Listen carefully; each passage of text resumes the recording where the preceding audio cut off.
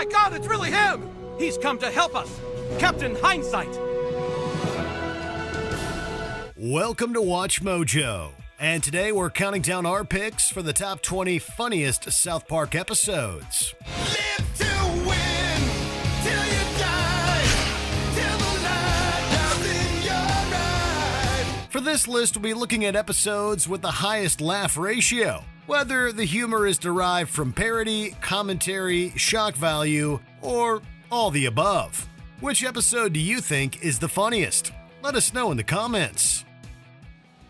Number 20, The Coon Trilogy. Dude, I'm sorry, but we still aren't getting it. You're half man and half berry? Right! But then what exactly is your superpower? While this trilogy references everything from A Clockwork Orange to My Neighbor Totoro, superheroes are the primary target. The episodes derive plenty of satire from the oversaturated genre. The funniest running gag involves trying to guess which boy is behind each mask. Some are obvious, but others are more mysterious, making it all the more hilarious when Kenny is nonchalantly revealed to be Mysterion. Kenny's inability to die also cleverly ties into the trilogy's themes, providing Mysterion with an origin that's funny, tragic, and even epic. As grand as the story is, the creators aren't above subverting our expectation with some classic troll humor courtesy of Mint Berry Crunch. If you think this trilogy should have placed even higher, what can we say except... We're sorry. Number 19, Butters' very own episode. By season 5, Butters had developed into one of the creators' favorite characters. Who's the kid with a heart full of magic? Everyone knows it's Butters. That's me! With plans to expand his role, Butters was given center stage in this episode. Being more cheerful than the other kids, you'd think Butters' very own episode would match his optimistic attitude. At first, the episode indeed feels less like South Park and more like a family sitcom from the 90s. However, things go from TGIF to WTF as Butters discovers his father's double life, causing his mother to endure a mental breakdown. Paint must paint. Everything clean. The result is one of the show's darkest episodes. Even as his parents spiral out of control, Butters remains as naive as ever, making for an episode that plays like True Crime meets Full House. You know, I think the car might be moving, Mom. Yep, I'm pretty sure the car's moving. Looks like I'm heading for the water. Number 18, With Apologies to Jesse Jackson. It's debatable when exactly Randy Marsh stole the show. We're all just like you. No, I'm sorry, but I'm not like you. For our money, it was the season 11 premiere. Commentating on the Michael Richards controversy, Randy makes a massive blunder on national television. It's one of the most offensive moments in the show's history, but we dare you to not laugh and cringe at the uncomfortable buildup or the soul-crushing payoff. Well, gave it my best shot. At least we had a fun trip, huh, gang? Although hard to watch at times, the episode shrewdly analyzes the double standard in 21st century America. If there was a Caucasian equivalent to the most hateful word you could call a black person, it wouldn't just be taboo. Politicians would ban it. At least, that's Trey Parker and Matt Stone's philosophy. Senators, I know it is not normally considered American to ban words, but there is one slur that has caused so much damage that we believe it should finally be made illegal. Like Cartman in this episode, you'll laugh uncontrollably, even if you know you shouldn't. Number 17, 200 and 201. That's it! I'm suing this entire intolerant town! But dude... No buts! Some series lazily stitch together a clip show when they reach the 200th episode milestone. South Park strove not to do this, but they built upon the concept by revisiting various storylines, tying them into a single narrative. This pair of episodes provide the ultimate in-joke for South Park fans, calling back to the show's most iconic and infamous moments. Revenge is a dish best served chili. Scott Tenorman? Whether or not you catch every reference, this two-parter demonstrates what South Park does best, mercilessly knocking egotistical celebrities down a peg and fearlessly tackling any subject matter, no matter how controversial. Granted, the final lesson is ironically censored, although the hard-hitting truth still got across. That's right, friends. All you need to do is instill fear and be willing to hurt people, and you can get whatever you want. If you can track down the uncensored version, definitely give it a watch and laugh at the brutal honesty. Number 16. Awesom-O. Cartman and Butters make for one of the show's funniest duos, primarily because they're such opposites. Usually it's Cartman who torments Butters. This episode refreshingly turns the tables, although Butters doesn't even realize the ball is in his court. When Cartman's robot prank backfires, he finds himself at Butters' mercy. Because what Cartman doesn't know is that I know one of his secrets. What? While Cartman's face is concealed for most of the episode, it's funnier just imagining what's going through his head as he digs himself deeper into the mess that he's created. As oblivious as Butters is, Cartman's disguise is so convincing that he dupes Hollywood and the government as well. The Awesom-O 4000. It is currently being used by Catamount Pictures to develop ideas for movies. The way Cartman is ultimately exposed is juvenile and anticlimactic, but in the best way possible. A robot with smelly farts? That doesn't make any sense. Hang on a second here. It's easily one of his most satisfying downfalls. Number 15. The Jeffersons. Michael Jackson made so many headlines that South Park had to commentate on his scandals. Yes, we can do everything, and I mean everything. Cha-cha-moon, up in my wishing tree. On the other hand, everyone was making Michael Jackson jokes in the early 2000s. What could South Park add? Rather than go for the obvious gags, well, most of the time at least, the creators observed Jackson from another angle. Instead of feeding into the accusations against the pop star, they satirized the conspiracy theory that cops have an agenda against rich black men. He seems to have a lot of money. So what's the problem? Take a look. Says here, he's black. By God, so he is. As off the wall as matters get, it's a surprisingly sweet episode that considers what most comedy shows and even journalists neglect to ask. How are Jackson's behavior and the media circus around him affecting his children? It does all of this without actually saying Jackson's full name. Guys, this is my dad, Michael Jackson. Jefferson, Michael Jefferson, yeah. Number 14. The Death Camp of Tolerance. With all the new laws, we could never fire you for being gay now. You'd be able to sue us for millions of dollars. Right. What was that? This episode sees Garrison do everything possible to get fired. At times, it feels like the creators were doing everything in their power to get the episode pulled. During its production, the animators were hesitant to work on a particular sequence that seemed destined to be cut. Oh, no. We're, of course, referring to Lemmiwink's hobbit-esque journey out of Mr. Slave's bowels. Stone and Parker were virtually the only ones working on the episode who found this idea funny. Once the episode aired, though, others joined in their laughter. That said, you can see where the rest of the crew was coming from. It seems no matter what I do, I can't get fired. The principal didn't fire you? Every laugh is accompanied by stares of disbelief as you try to fathom how they got away with this. Number 13. All About Mormons. Sometimes relaying information is funnier than simply making things up. This episode is essentially a lesson on what the Book of Mormon teaches.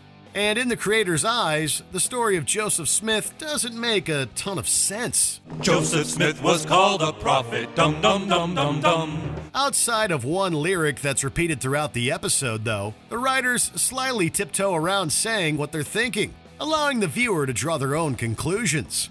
It isn't until the end that Stan bluntly says what's on every skeptic's mind. Wait, Mormons actually know this story and they still believe Joseph Smith was a prophet? Well, sure. The story proves it, doesn't it? No, it proves he did make it all up. Are you blind? Nevertheless, Gary gets the last laugh as he lays out all the ways that Mormonism has helped him. Whether Stan believes the stories or not, who is he to judge if religion works for other people? Who says you can't mock and champion a faith? The truth is, I don't care if Joseph Smith made it all up, because what the church teaches now is loving your family, being nice, and helping people. Number 12. The Return of the Fellowship of the Ring to the Two Towers. retrieve the tape and return it to us at home. Do this, and you will be greatly rewarded. Wow, this is so cool. When you're a kid playing make-believe, the reality of the situation might not be as sweeping as what you've cooked up in your head. Regardless, the experience still feels rousing. South Park excels in telling stories with low stakes that seem like high stakes. This Lord of the Rings parody is a prime example as the boys set out to return the Fellowship of the Ring to the video store. One thing for sure, this tape cannot be trusted with anybody. It must be returned to the video store from whence it came. What they don't realize is that the tape has been replaced with something beyond their comprehension, turning the 6th graders into ring wraiths and Butters into Gollum. Precious, could you bring back my Precious? Butters, where is the movie you were watching? They took his Precious. Took it away to watch without him. The episode captures the height of Rings mania, but even more than 20 years later, it remains as timeless as the works of Tolkien and Jackson. Number 11. Casa Bonita. It's no secret that Cartman has done some terrible things, keeping Butters locked in a bomb shelter being among the worst. Cartman's actions are especially asinine when you consider his motivations. Kyle, you don't understand. Casa Bonita is my most favorite place in the whole world. I'll just die if you don't take me, please. All Cartman wants is to take Butters' place at Kyle's birthday party at Casa Bonita. The lengths Cartman will go for what's admittedly a cheesy restaurant are mind-boggling. Oh my God! What? It's a cannibal! Stay back, cannibal! I've got to fight them off! Stay away from Butters, he's humanity's last hope! Even when his plan comes undone, he refuses to admit defeat. Watching Cartman run around the restaurant with the cops on his tail is a testament to what a shallow yet relentless character he is. The episode is only made funnier knowing that Casa Bonita is a real restaurant, and it might not even exist anymore if it weren't for South Park. Well, kid, you made an entire town panic, you lost all your friends, and now you're going to juvenile hall for a week. Was it worth it? Totally. Number 10. Towel-y. Don't forget to bring a towel. What? When you get out of the water, you need to dry off right away to avoid catching a cold. That's why Tally says, don't forget to bring a towel. Okay. Thanks, Tally. You want to get high? Towel-y was largely created to poke fun at the fact that South Park had become a merchandising giant. His debut episode includes a fake commercial, which is made even funnier when you consider that Towel-y would inspire similar real-world products, including t-shirts and beach towels. It comes with all your favorite catchphrases. You want to get high? The insane plot involves conspiracies, the military, who actually turns out not to be the military, and aliens. Go on. Tell them why you've been making towels. Zytar! Oh, there's gold. Get the gold, Kenny. However, all that the boys really care about is retrieving their beloved Okama Game Sphere. Much of the episode's humor also stems from the boys' indifference towards these dilemmas. Of course, the biggest laughs come from Towel-y himself, whose catchphrases remain highly quotable.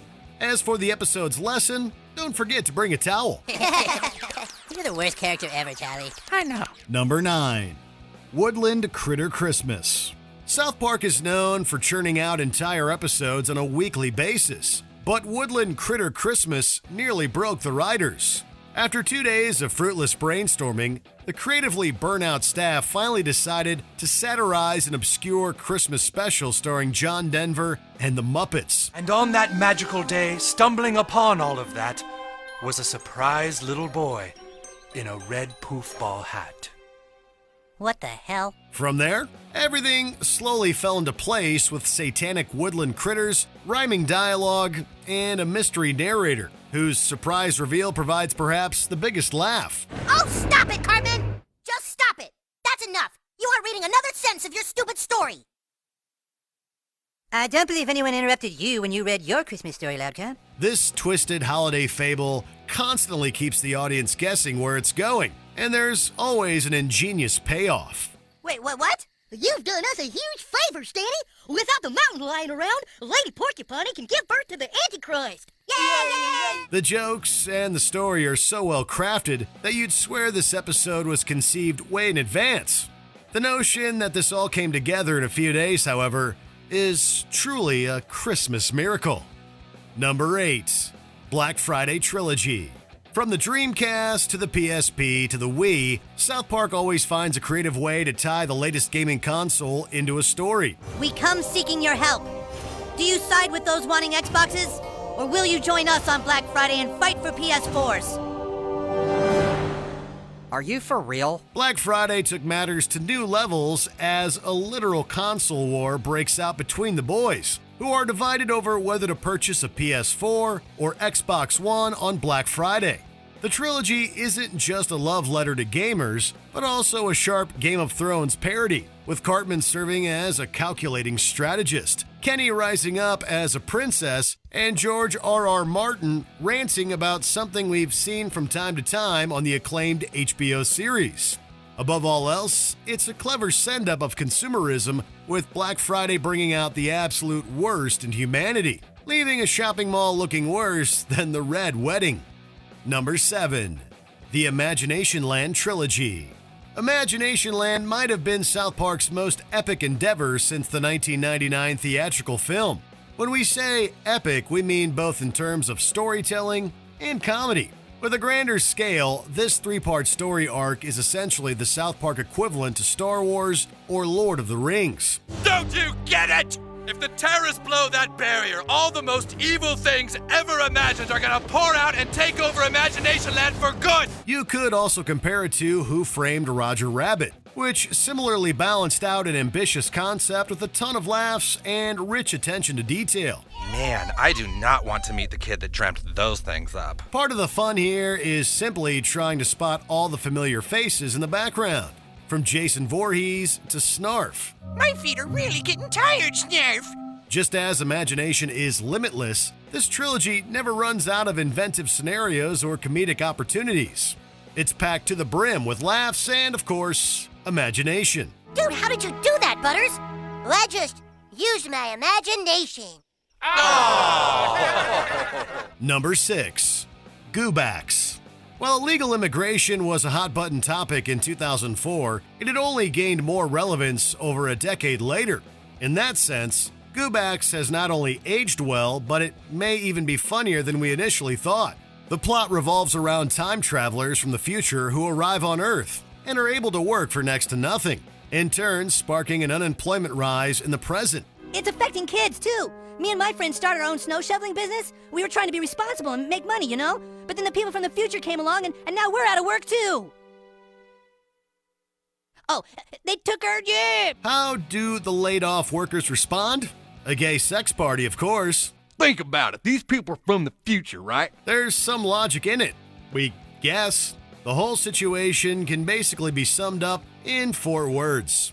They took my job! They took your job. This catchphrase is repeated throughout the episode, which you'd think would get old after a while. Damn it, they took our job!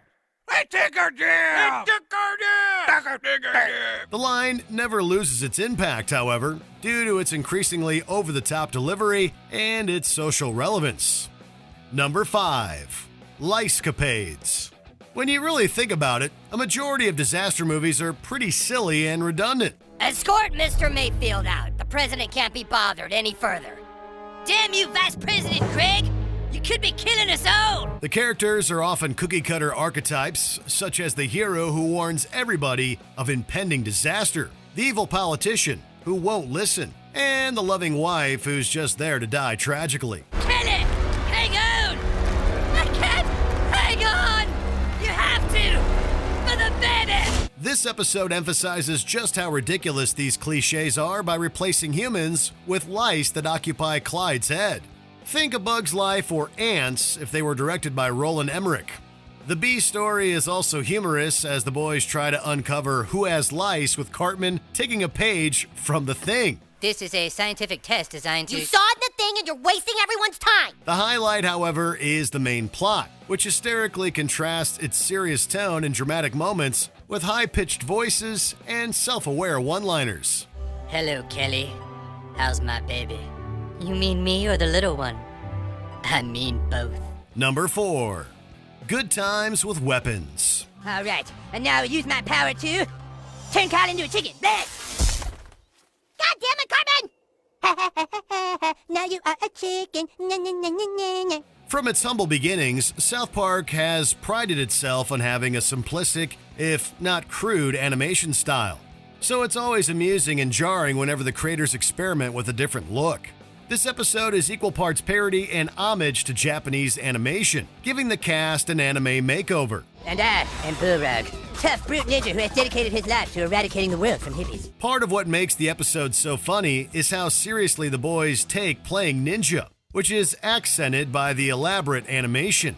What's especially hilarious is whenever reality sinks in, the animation reverts back to the show's traditional style. The best example is when Kenny throws his ninja star and Butters learns the hard way that weapons aren't toys. Oh man, we are in serious trouble! It all builds to a timely jab at Janet Jackson's wardrobe malfunction, encouraging people to get their priorities straight. Not only that, the auction was televised on public access, so my little daughter watching at home saw the penis.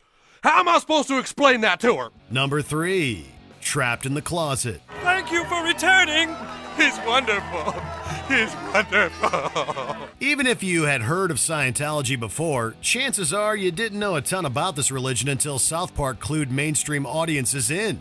When the church believes that Stan is the reincarnation of its founder, L. Ron Hubbard, he's told all about Scientology's origins, which involves an evil alien ruler named Xenu, DC-8-like spaceships, and giant soul catchers. Xenu didn't want their souls to return, and so he built giant soul catchers in the sky. Just to clarify that Matt Stone and Trey Parker didn't make this all up, the backstory comes complete with the caption, "This is what Scientologists actually believe." The episode proved that there are moments when facts are funnier than fiction. Of course, Trapped in the Closet is also remembered for its portrayal of Tom Cruise, which may seem childish, but we'd be lying if we said it didn't make us laugh every time. I mean, you're not Gene Hackman or that guy that played Napoleon Dynamite, but you're okay. I'm nothing. I'm a failure in the eyes of the prophet. Ah! Hey! Number 2. Make Love, Not Warcraft. Like Good Times with Weapons, Make Love, Not Warcraft is another brilliant experiment in different animation styles. In this case, the South Park creators collaborated with Blizzard Entertainment to bring South Park to the world of Warcraft. Oh, dude, I just took the biggest crap. Hearing Cartman's voice come out of a CG dwarf is already a priceless visual, but there's more to this episode than clever visual gags. It's masterfully written, which in turn allows it to satirize the subject matter at hand. Gentlemen, this could very well lead to the end of the world of Warcraft. Any diehard RPG fan knows what it's like to get immersed into a virtual world, becoming more and more oblivious to reality.